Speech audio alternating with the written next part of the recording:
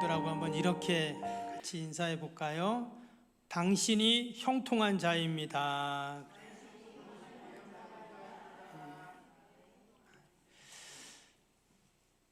여러분, 먼저 내가 형통한 자가 되어야 할 줄로 믿습니다. 내가 형통하면 누가 복을 받아요? 옆에 있는 사람이 복을 받습니다. 아브라함이 형통하니까 그의 조카 롯이 복을 받았죠. 오늘 함께 5절 읽었던 것처럼 요셉이 복을 받으니까 전혀 하나님도 모르고 아무 상관도 없는 그 애굽의 그 시위 대장 보디발이 복을 받는 이런 일도 생깁니다. 그래서 올 한해 2026년에는 누가 복을 받는다고요? 내가 먼저 복을 받으면 우리의 자녀도 가정도 일터도 주님의 교회도 다 복을 받을 줄로 믿습니다. 사람들이 복 이야기를 하면 참 좋아합니다. 왜 그럴까요? 다 복 받고 싶어서 그런 거예요. 그건 당연한 겁니다. 여러분, 요즘에 참 경기가 어렵고 장사도 참 힘들다 말하잖아요. 그런데도 잘 되는 사업이 있어요. 어떤 사업일까요? 복권 사업입니다.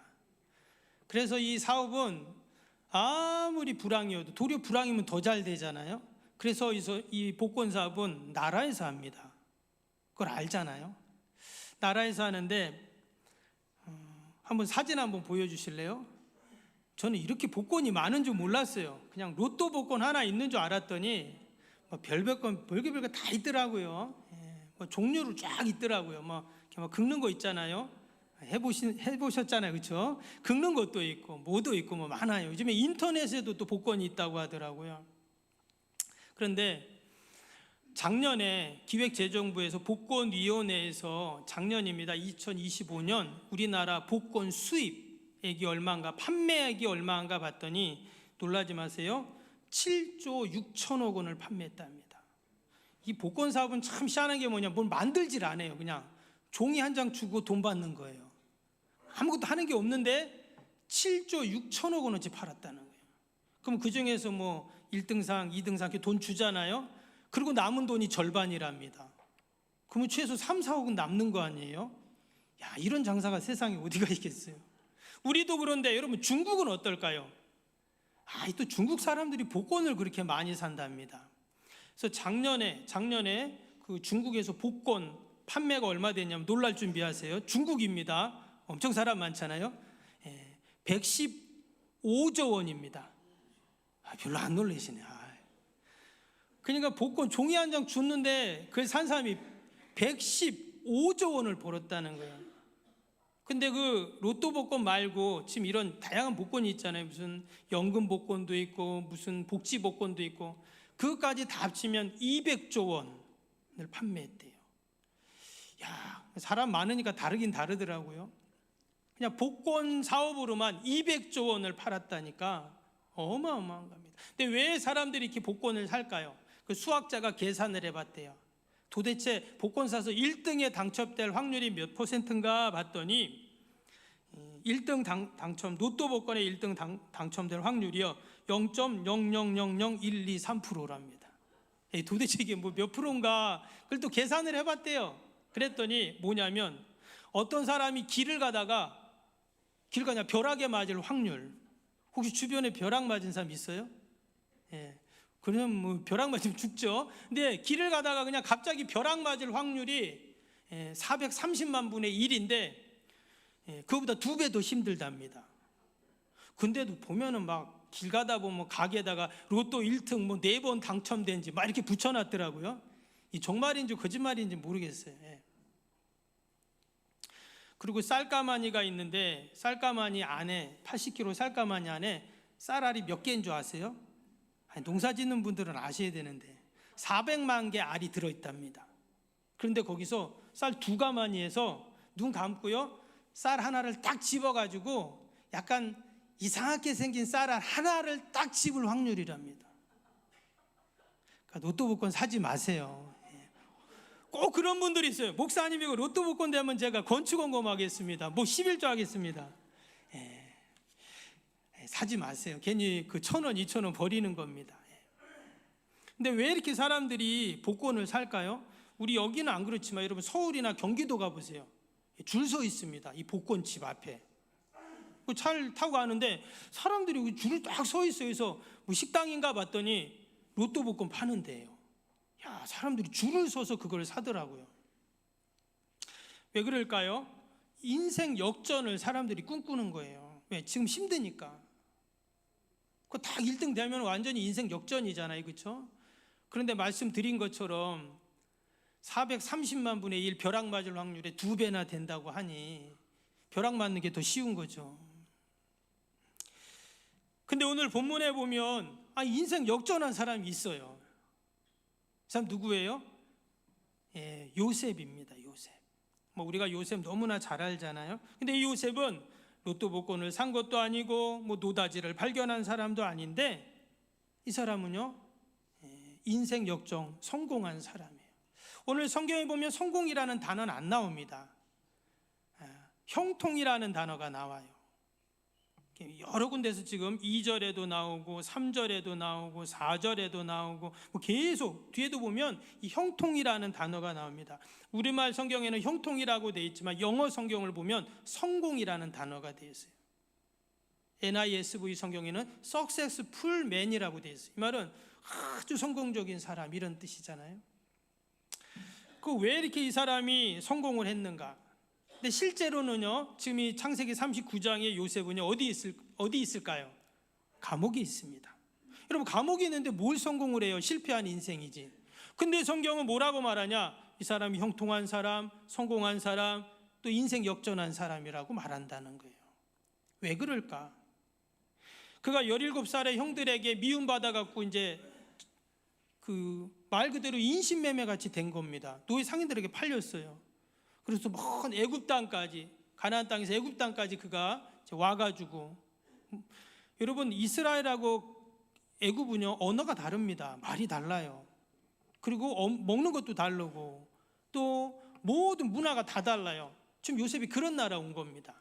와갖고 그가 뭐 했냐? 종살이를 해요. 그렇죠? 팔렸으니까 노예 상인들에게 팔니까 노예 일을 하는 거죠. 종살이를 하다가 또 이 보디발 부인이 또 이상한 여자예요. 그래갖고 또 이상하게 막 해가지고 또 누명을 쓰고 또 감옥에 갑니다. 그렇죠? 그 감옥에 가니까 여러분 당시 감옥이라는 게 어떻겠어요? 상상할 수도 없는 곳이죠. 지금 그런 감옥에 있는데 성경은 뭐라고요? 형통한 자, 성공한 자, 인생 역전한 자, 이렇게 지금 계속 이야기를 하고 있다는 거예요. 우리가 이 말씀을 보면서 한 가지 기억할 게 있습니다. 성경에서 말하는 형통, 성공과 세상의 형통과 성공이 다르구나 하는 것을 알 수 있어요. 여러분, 세상에서 형통하고 성공한 사람은 어떤 사람이에요? 말 그대로 로또 복권 맞은 사람이 형통하고 형통한 사람이죠. 성공한 사람이죠. 좋은 직장에 갔든지 돈을 많이 벌든지 부자가 되든지 이런 게 성공한 거죠. 근데 오늘 2절을 다시 한번 보시면 성경에서 말하는 성공, 인생 역전은 뭐냐면요, 2절에 여호와께서 요셉과 함께 하심으로 그가 형통한 자가 되어 그의 주인 애굽 사람이 집에 있으니 그랬어요. 여기 보면 여호와께서 하나님이 요셉과 함께 하심으로 그가 형통한 자가 됐다 하는 거예요. 그래서 성경에서의 성공과 역전, 인생 역전은요, 나 혼자 잘해갖고 된 게 아니에요. 누가 함께 하신다고요? 여호와 하나님이 함께 하시는 것. 여러분, 이것이 바로 형통한 자인 줄로 믿습니다. 우리가 처주에 인사했죠? 뭐라고요? 당신은 형통한 자입니다. 왜? 하나님이 함께 하시니까. 다시 한번 우리 옆에 있는 분하고 인사합시다. 하나님이 함께 하시니까 형통한 자이십니다. 이렇게 얘기해 보세요. 절대 돈 많고 해가지고 잘 돼서 성공과 형통이 아니에요. 하나님이 함께 하시면 여러분 그것이 진정 형통한 자인 줄로 믿습니다. 오늘 요셉이 형통한 사람이 되니까 어떤 일이 생기냐면요, 4절 보겠습니다. 요셉이 그의 주인에게 은혜를 입어 섬김에 그가 요셉을 가정 통무로 삼고 자기의 소유를 다 그 손에 위탁하니 그랬죠. 2절에서 그가 하나님이 함께 하신가 형통한 자라고 했어요. 그랬더니 어떤 일이 생겼냐? 4절에서는 요셉의 주인 보디발입니다. 애굽의 군대 장관. 이 사람 하나님도 모르고 그냥 군인이에요. 요셉은 노예 중에 한 명일 뿐입니다. 그런데 요셉이 하나님이 함께 하시고 형통하니까 그 주인에게 어떻게 해요? 은혜를 입어요. 이게 중요합니다. 이 주인이 요셉에게 은혜를 줘요. 그러니까 종이 많았을 거 아니에요? 그런데 그 많은 종들 중에서 희한하게 요셉을 귀히 여기고 또 그에게 어떻게 해요? 그를 가정 총무로 삼고 그리고 자기 집에 있는 모든 소유를 그 손에 다 요셉의 손에 위탁을 하고. 그럼 어떻게 이런 일이 생길까요? 하나님이 요셉과 함께 하시고 형통한 자가 되니까 하나님을 모르는 사람인데도 요셉을 도와주고 요셉에게 은혜를 끼치는 이런 일이 일어난다는 거예요. 여러분 여기 보면 이 그 은혜를 입어라는 표현이요, 이게 내가 뭐를 해가지고 요셉이 잘해서 은혜를 입은 게 아니에요. 수동태거든요. 무슨 말일까요? 말 그대로 그냥 가만히 있는데 내가 이렇게 은혜를 입는 거예요. 주인이 잘해주는 거예요. 그러면은 그런 생각할 수 있어요. 야, 그러면은 난 가만히 있고 아무것도 안 해도 다 그냥 은혜를 받을 수 있을까? 이렇게 또 우리가 오해를 할 수도 있잖아요. 은혜는 말 그대로 난 가만히 있고 하나님이 주시는 게 은혜잖아요. 그렇죠? 근데 우리가 한 가지 꼭 기억할 게 있습니다. 기독교는 두 부류가 있어요. 두 부류. 한 부류는 뭐냐? 우리 교회 같은 경우는 장로교죠. 장로교는 칼빈주의를 따라갑니다. 이 칼빈은 뭘 계속, 종교개혁자 칼빈은 뭘 얘기했냐면 은혜와 예정을 말해요. 그러니까 다 하나님의 은혜고 하나님이 다 예정해 두신 거기 때문에 내가 이 자리에 있고 또 은혜로 지난 한 해도 살았고 올해도 살고, 이걸 계속 강조를 해요. 강조. 근데 또 하나의 분류가 있어요. 뭐 우리로 치면 뭐 감리교나 성결교 이런 이제 교회들이죠. 거기는 뭘 강조했냐면 알미니주의라고 해가지고 거기는 행함, 자유의지, 행함, 이걸 또 강조를 해요.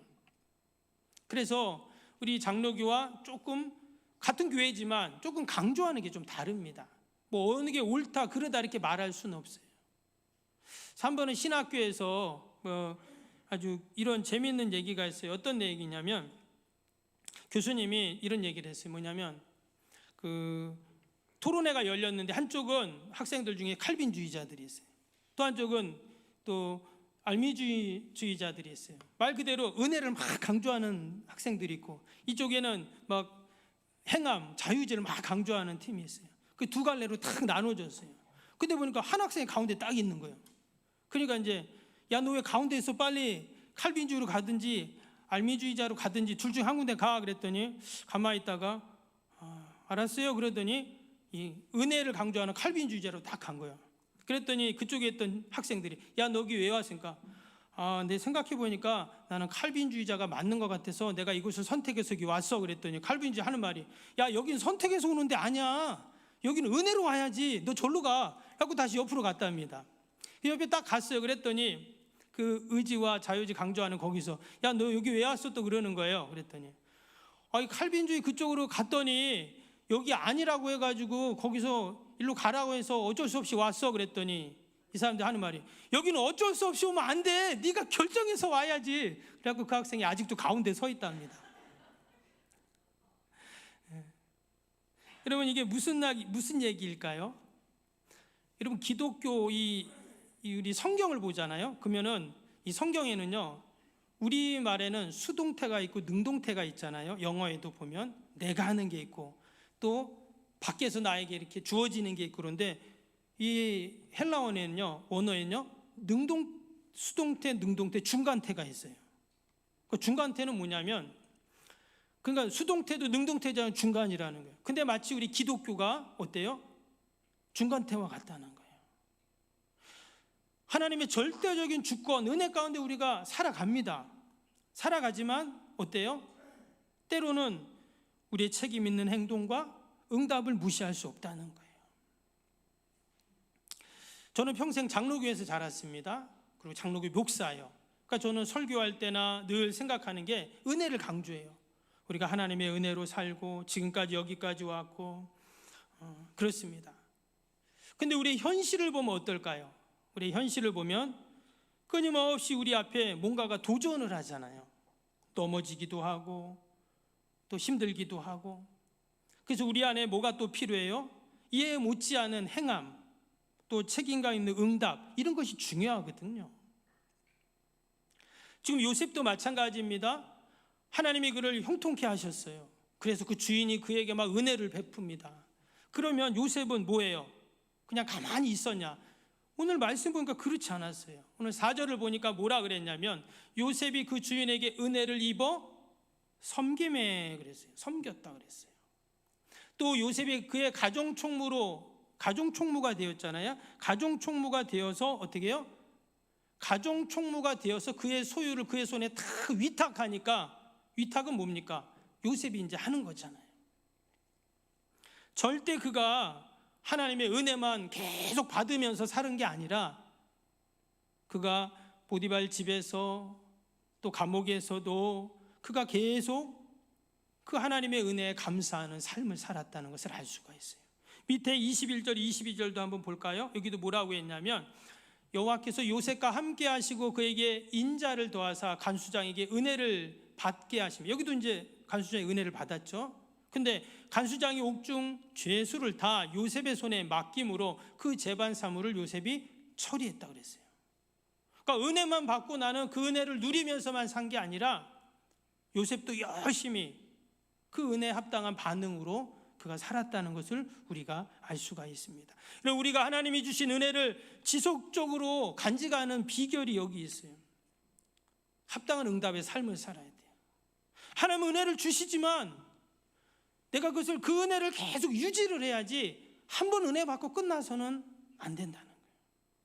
그럼 어떻게 우리가 그 은혜를 계속 유지할 수 있을까요? 요셉처럼. 그것은 바로 합당한 응답의 삶으로 우리가 살아갈 때 그 은혜가 계속 유지가 되는 거예요. 결국 이것이 성경에서는 형통이다 이렇게 말했어요. 여러분은 우리가 2026년이 이제 시작되었는데 여러분 삶의 우선순위를 정하는 게 참 중요합니다. 하루는 선생님이 학생들에게 큰 항아리를 갖다 놓았대요. 큰 항아리를 갖다 놓고 여러분 이 항아리를 어떻게 하면 가득 채울 수 있습니까? 그랬대요. 그랬더니 어떤 학생이 돌멩이를 막 가져왔어요. 항아리에 막 채웠어요. 가득 채웠어요. 그랬더니 교수님이 그럼 이제 항아리가 다 채워졌습니까? 그랬더니 다른 학생이 옆에 딱 일어나더니 아닙니다 하더니 조그만 자갈을 가져와서 그 항아리에 또 집어넣기 시작하는 거예요. 또 가득 채웠어요. 그러면 교수님이 그럼 이제 다 채워졌습니까? 그랬더니 또 어떤 학생이 아니요 그러더니 모래를 한 주머니 가져와서 또 그 항아리에 집어넣는 거예요. 그럼 이제 다 채워졌죠? 그랬더니 또 똑똑한 학생이 갑자기 아니요 그러더니 주전자에다가 물을 떠가지고 항아리에 붓는 거예요. 여러분 교수님이 뭘 얘기하려고 했을까요? 만약에 여러분 거기다가 만약에 거꾸로 하면 어때요? 거꾸로 모래부터 다 채워버리면 어때요? 그러면 그 다음은 채울 수가 없죠. 여러분 우리의 삶의 순위도 마찬가지입니다. 다 우리가 형통하기를 원하고 왜 그렇게 많은 사람들이 그 종이 한 장, 그 430만 분의 1의 2배가 되는 벼락맞을 확률보다 어려운 그 로또를 사서 1억을 그 1등을 꿈꿀까요? 다 성공하고 형통하고 인생 역전을 하기 원해서 그래요. 근데 성경은 뭐라고 말한다고요? 우선순위를 잘 둬야 된다고 말하는 우선순위. 지금 요셉이 왜 이렇게 복을 받고 형통하고 결국 인생 역전을 경험할 수 있었는가? 그는 우선순위를 분명히 뒀어요. 우선순위를. 오늘 5절 한번 볼까요? 5절 보니까 그가 요셉에게 그의 집과 그의 모든 소유물을 주관하게 한 때부터 여호와께서 요셉을 위하여 그 애굽 사람의 집에 복을 내리심으로 여호와의 복이 그 집과 밭에 있는 모든 소유에 미친지라 했습니다. 여기 보니까 여호와께서 요셉을 위하여 이랬어요. 요셉을. 보디발은 아무 상관이 없어요. 보디발이 뭐 군대 장관이든 뭐든 부자든 뭐든 상관이 없어요. 오직 하나님 뭐요? 요셉을 위하여. 요셉을 위하여. 그가 종살이 하면서 힘들지 않게 하시려고 이방 땅에서 괴로운 삶을 살지 않게 하기 위해서 오직 요셉을 위해서 보디발 집도 잘 되고 또 그 감옥에서 간수장이 하는 일도 잘 되게 하시고, 이 모든 것들을 다 뭐예요? 요셉을 위하여. 그 왜 하나님이 요셉을 위하여 이렇게 하실까요? 요셉도 늘 하나님을 위해서 살았기 때문인 거예요. 이방 땅에 와서, 타지에 와서 말도 통하지 않고, 또 식사도 다르고 문화도 다르고, 언제 이 노예 생활이 끝날지, 감옥 생활이 끝날지 몰라요. 우리는 성경 읽으니까 다 알지만 요셉이 그걸 어떻게 압니까? 그런데도 그는 늘 하나님 우선순위를 두고 하나님을 위하여 그가 사니까, 여러분, 하나님이 그러한 은혜와 복을 그에게 허락하셨는 줄로 믿습니다. 아멘. 우리가 2026년도 나름대로 우리가 다 계획이 있고 소망이 있고 얼마나 많습니까? 그런데 여러분, 우리의 우선순위를 하나님을 위하여 한번 둬보세요. 그러면 하나님이 반드시 요셉을 위하여 그러한 복을 주신 것처럼 저와 여러분들에게도 그러한 은혜와 복을 주실 줄로 믿습니다. 우리가 한 번도 살아보지 않은 2026년도를 우리가 또 살아야 됩니다. 지금까지도 우리가 잘 살아왔어요. 그것이 다 하나님의 은혜죠. 근데 2026년도 우리가 그렇게 잘 살라는 법이 있을까요? 제가 어젠가 그젠가 뉴스를 보니까 미국이 베네수엘라를 이렇게 공격을 했더라고요. 미사일을 쏘고 막 그랬어요. 아니, 남의 나라에 갑자기 왜 미사일을 쏘고 막 그럽니까? 뭐 여러 가지 또 이유가 있더라고요. 그 대통령을 잡아왔어요. 그래서 미국 법정에 그 베네수엘라 대통령을 세우겠다는 거예요. 제가 그걸 보면서, 이 미국이라는 나라가 이 무서운 나라구나. 아니, 남의 나라 대통령을 데려와서 자기네 나라 법정에 세운다고 하니 참 무서운 나라 아닙니까? 예. 근데 그걸 보면서 이런 생각을 했어요. 저 베네수엘라 대통령이 저런 생각을 했을까? 그 사람이 여러분 수십 년을 통치한 사람입니다. 계속 여러 가지 일이 있었겠죠. 근데 어느 날 갑자기 미국 군인들이 와서 자기를 잡아간 거예요. 황당하겠죠. 어떻게 될지 모르겠지만 우리나라 일이 아니니까 우리는 잘 알 수는 없습니다. 그런데 여러분, 2026년 우리가 작년에처럼 지난해처럼 지지난해처럼 우리가 잘 산다는 여러분 보장이 어디 있습니까? 누가 증서 써준 게 있습니까? 없어요. 우린 몰라요. 어떤 일을 당할지 아무도 모릅니다. 우리 사랑하는 친구가 있는데 카톡이 왔어요. 문자가 온 거예요. 그래서 뭔가 봤더니 박 목사님 기도해 주세요. 왜 그런 거 했더니 와이프가 암인데 3기라는 거예요. 아직 젊거든요. 근데 그 얘기를 듣고 얼마나 마음이 아팠는지. 우리 친한 친구인데, 이 친구가 또 재혼한 친구인데 얼마나 힘들까 이런 생각을 해서. 장로님이시거든요. 한편으로 마음이 아팠지만 또 하나님 앞에 있으니 참 감사하다 이런 생각을 해서. 만약에 하나님 믿지 않고 교회 앞에 없었다면 어떨까요?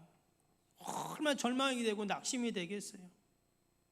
그래서 걱정 마, 기도해 줄게, 잘 될 거야. 요즘에 얼마나 의학이 발달했냐, 걱정할 거 없어. 그랬더니 고맙다 그러더라고요. 어느 날 갑자기 건강검진 받았는데 나왔대요.